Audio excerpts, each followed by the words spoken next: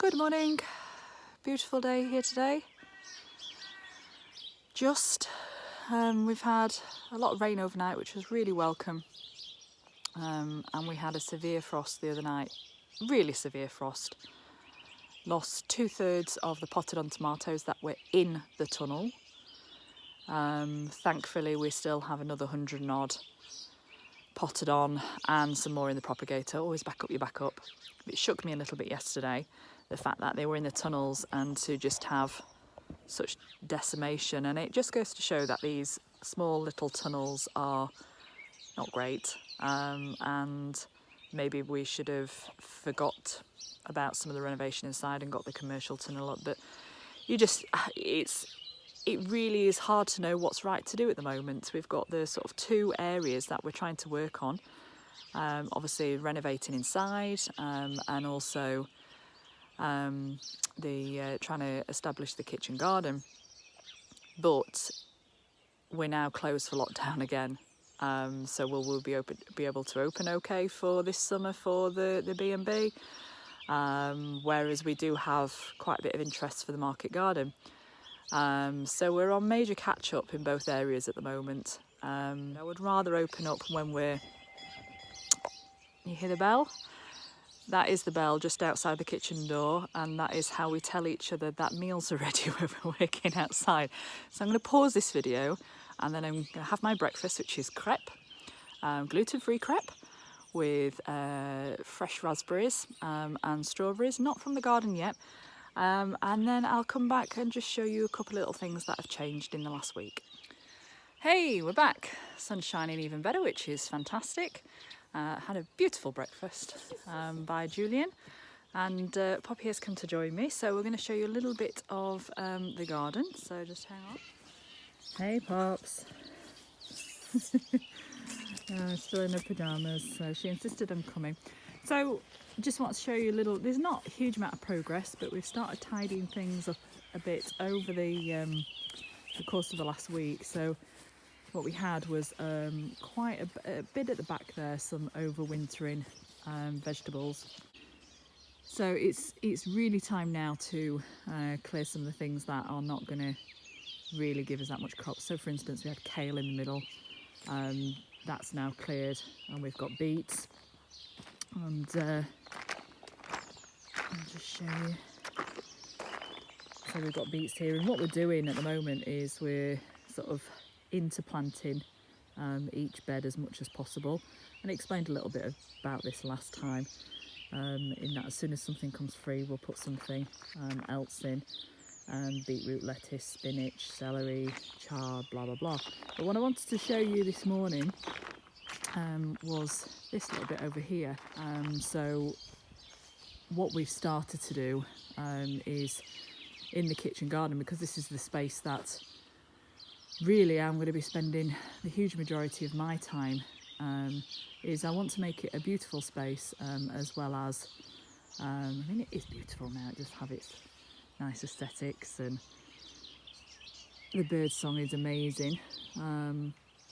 However, I want some flowers. We talked about having a cut flower garden, and really where we were going to put it was over there just beyond the back of the 3 tunnels near the chicken area, which we're still going to have some area of flowers around the plum trees over there. However, there is a section there that the chickens were on a couple of months ago, and they have actually already sort of fertilised the area, and I want to turn that into another polytunnel, basically at the back for this summer, for things like cucumbers. So really what I wanted to do was, this is an area that is in sun most of the morning and some of the afternoon, and then it starts to get partial shade. So what we've done is we've cleared the grass, Julian has, and we've basically made the lasagna bed, usual format, so with all the layers that we talked about previously. So because it's a wall all the way round the bed, it's going to retain some nice heat, but in the blistering heat of the afternoon sun, it starts to, as I said, become in partial shade. So it's going to be, I think, really good for the flowers that I want to grow here, because the sun-loving flowers will get enough sun and heat, but also a few of the other ones, a few of the British varieties that I want to grow as well, are not going to be overwhelmed by the intense heat towards the afternoon and early evening. So I just started gathering a few flowers. Poppy's little cough. Started gathering a few flowers from the polytunnel. So over the course of later on in this next week, I'll start planting this bed up, but I'm busy at the moment doing major sowings. But we'll have things like amaranth, celosia, marigolds, sunflowers, lobelia, gypsophila. There's the pampas grass that I grew from seed last year. Some more grasses, quaking grass there, blue fescue, quite a lot. And really I'm hoping as well that this will be, I can still see the old nails, but I'm hoping that this will be quite a nice focal point, because as I've said in the future that I'd really like to make this room here into the farm shop. So at the minute we had all this ivy which is up here on this side. We've left a little bit of token ivy because I do like ivy, much to Julian's dismay. He doesn't really like it, but it adds a bit of character. So I'm going to take this ivy down to about 2 foot and away from the door. Again, just keep a little bit. So that'll be the entrance to the farm shop, and then that, as you know, is the potting shed. Hey Pops. I told her off, she was murmuring in the background while I was trying to film, bless her. You okay, Pops? Give me a wave. Oh, she's not happy with me now. I'm not sure you'd be able to see in here actually. So we need to do a complete, we need to do a complete renovation in here, of course. So this is one section of one of the rooms in the outbuilding, and the previous owners were dog breeders. So this is some of their kennel setup. We've already dismantled quite a lot of these in other rooms, but it's got some nice little features, some nice beams. The beams are pretty solid. The structural ones, it's already been boarded out. Doesn't actually, unlike other areas in the outbuilding, doesn't actually have any leaks in here. So once we dismantle all this, got to get everything else established first. In a minute it's all dreams and pie in the sky, because the main focus at the moment is building these blooming beds, and they take a long time, real long time. On average, one of these sort of 15-metre beds takes a day to make, because you've basically in essence got to fill the bed 3 times. So you have the cardboard on the bottom. So this is, I showed you one of these beds before, cardboard, then grass clippings, then the fumier, oh, you're smiling at me now. The fumier, which is the aged horse manure, and then the compost on top. But one of the things I wanted to show you was the new strawberry bed. So all this is full of strawberries. Did I show you it last time? I can't remember. And then we've got just another bed here planted with radish and broccoli, and then leeks in between the broccoli, because the broccoli will come out before the leeks even get anywhere near to size. The broccoli will be ready in approximately 2 months or so. Yes, darling? Yes, I know. So we're talking about the hard frost earlier, and I'd taken a gamble because we'd had a frost that didn't actually happen. It was predicted to be sort of -1 really early in the week, and it just didn't frost. And I thought, okay, so if that's the sort of worst we're going to get, let's try and plant some more courgettes out. So courgette's second fail. And we had a couple of courgette plants in this tunnel here as well, already planted in, and that suffered, those suffered major frost damage. So as I said, it was just a really freak frost. Not freak is that, and we shouldn't have had it, but just how it affected things. So yeah, but ironically, outdoor tomatoes and the cucumbers outdoor didn't die. So, and this is in this bed over here. As I said, we've said before, we like to sort of push the shoulder seasons and things, but I was convinced that this wall, talked about it previously, I think we were just, the last video, just over a week ago, we were actually just building these beds. So pretty much we completed them, and then I planted them straight up that day. And we had, we've got cucumbers, melons, and you can see, I think there might have been just a little bit of frost damage on the edge there. Maybe where it's gone a little bit yellow, but just nothing to, it'll recover massively from that very quickly this week. So marigolds on the end, radish interplanted in between, because the radish will come out before the cucumber get big. When they do get big, the low leaves will come off anyway, so as soon as these radish will come out, then it'll be time for something else. But I was convinced that the wall would give enough heat, and it's been, despite the couple of frosts, it's been really warm this week, really warm, getting up to sort of 25 degrees in this kitchen garden, 26 degrees at least one day this week. So you know, shorts weather, and this is how I start off in the morning. So I have like 2 jumpers on and a fleece at sort of 7:30 in the morning, and then by the time the afternoon comes, I'm in t-shirts, t-shirt and trousers, and then sometimes shorts as well, depending on what I'm doing. It's crazy. I just can't get used to it. There's such a well, I will get used to it, but there's such a fluctuation in temperatures. So that's the strawberry bed and the other beds that we've finished, and of course the new flower bed that's going to be over there. So some of the things that's happening at the moment is these little baby leeks. We're just harvesting the last of them now. We've interplanted celery in between. So celery is a crop that I love, but it takes such a long time to grow.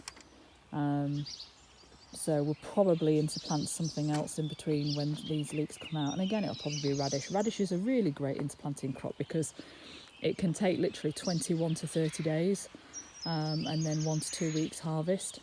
So if you've got gaps between your crops, then you can go for it with that. And then we've got just some of the peas here, which we've been picking shoots from. Right, darling. And started to pick the fresh radish from here, because the ones in the tunnel have gone now. So we've got beautiful little radishes, and we had some yesterday, and we also harvested. What, darling? Later on, darling.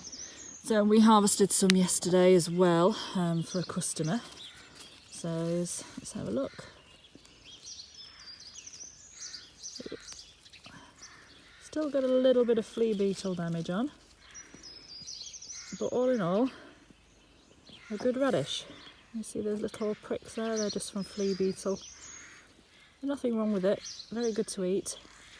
So we can wash that later. You like radish, don't you, Pops? No. No. Lily likes them though, doesn't she? I think it's Lily's one vegetable that she does like.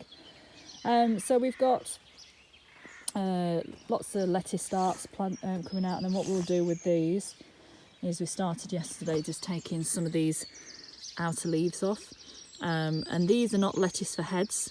They can be. This is a variety called Tom Thumb. Can make a really nice sort of butterhead type lettuce, but with these we're actually picking for the leaves. So you literally go around and just chop it off with your thumbnail, and then we'll go into salad bags. So things are starting to come on. We've got overwintered spring onions here, which just mature now really. A couple left yesterday from the harvest that I did. So they're maturing really nicely. And you can tell when onions are ready because sometimes their tops will start to go a little bit yellow, which is fine because in the next sort of couple of weeks these will all come out. You just tidy them up a little bit when you take them out of the ground. So it's a kind of still at that intermediary stage at the moment where there's a lot of new plants gone in, and we are sowing seeds like mad. Kind of on the precipice, as you can see, we're starting to plant a few things out. A little bit experimental for the next week or so. We've still got a risk of frost. Our average frost date is the middle of April, so we've still got a risk. But in another couple of weeks, you'll see courgettes, outdoor tomatoes and other things planted. And then on this side over here, on the other side, which I'll show you actually, this is where we were talking about having the flower bed previously. I'm going to actually make another tunnel. So this area here, a little makeshift bridge over to the pasture where all the beds and tunnels are going to go. So this bed here will be absolutely, this space will be perfect for putting just another polytunnel here this year. And I can put probably about 40 plants perhaps in there, a mixture of things like cucumbers, aubergines, peppers, tomatoes. The chickens doing their job. Yeah. You see all the herons over there, look? Yeah. I saw it very close yesterday. You saw them very close yesterday? Yeah. Yeah, there's so many. They're just flying. Oh, I'm gone a bit blurred there, sorry. They're really enjoying that pasture at the moment, aren't they? Yeah. So, Can I hold it now? in a minute, darling. So, I'll just show you this other tunnel and then we'll be done. So, what we're doing at the moment, as you can see, is we're working massively on the kitchen garden, which is no surprise. And I know a lot of people are really waiting to see inside the chateau. We had a couple of people comment, Pat I think commented, have I missed the tours of the chateau? No, we've only really done a couple of areas for people to look at. And I suppose with all these big chateaus around, it's just, I don't know, I feel a little bit embarrassed that we don't have this massive grand chateau with areas that are finished to show you. And I don't know why I feel embarrassed, because, you know, we're not trying to be one of these sort of grand chateaus with massive renovation. It is a massive renovation project for us, but our goals were a lot different. So yeah, over the course of the next couple of months we'll show you what it's like. We'll show you hopefully a couple of areas that are finished, and yeah, we'll show you the realities of chateau living. It's a very nice building inside. It's got some lovely character, but I feel what is the best thing about this chateau really is its landscape, its terrain, its privacy. That's what we fell in love with. That's what drew us to this, which was the land and its setting, and it's magical. But the realities of living in the chateau are very much different. So anyway, I digress. We are still chock-a-block in here. So this is the propagation tunnel, and we have a lot of things waiting now to go in. So we've got beans, we have some tomatoes, some aubergines, peppers, turnips. So we have lots of tomatoes, despite the fact that a lot of them were killed. And I think a lot of it was that I'd actually potted them on from this size, the 9cm pots, to the bigger pots like this that day, and then they just not had chance to recover, and then they basically had the frost damage, because some of the ones that had not been potted on that day either like this in the 9cm pots and left, or had been potted on into bigger pots previous to that, were okay. So lots of tomatoes all on the floor. Lots of basil, love basil, goji berries, rosemary, zinnias. Yes, darling. Can I hold it there? In a minute, darling. So they're taking up a lot of space at the moment, and they really would be in the other tunnel, the green tunnel, which is the plant sort of nursery. Once the seeds reach plant stage, I've put them into there. But there's some plants that the slugs just love to eat. One of them's dahlias, the other one is zinnias. I've got dahlias in there that I need to move today because they've just been ravaged. It's the same exact thing as last year, and there's so much going on that I've just not been paying attention, and I went in yesterday and they were all munched up again. So that will change. We have little broccolis, more broccoli, peppers, herbs, sage, lettuce, small beans, artichokes, more celery waiting to go in, turnips, little beetroots. What I do with a lot of the crops is multi-sow. So you can see here that the 2 or 3 seeds per cell for beetroot, but then sometimes you'll get here like this, you'll get 4 or 5 germinated.